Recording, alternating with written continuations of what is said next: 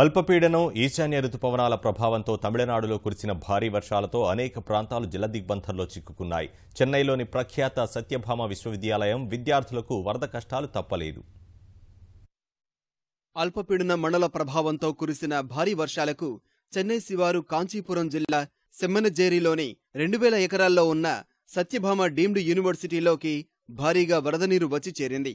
ఈ కారణంగా కళాశాలకు వారం పాటు సెలవులు ప్రకటించారు.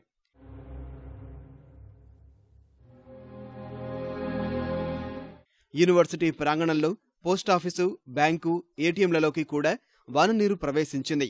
సత్యభామ విశ్వవిద్యాలయంలోని కంప్యూటర్ ల్యాబ్లోకి వరద నీరు చేరడం వల్ల వందల కొలది కంప్యూటర్లు, సర్వర్లు, వివిధ యంత్రాలు నీట మునిగాయి. వరద నష్టం కోట్ల రూపాయల్లో ఉంటుందని అంచనా.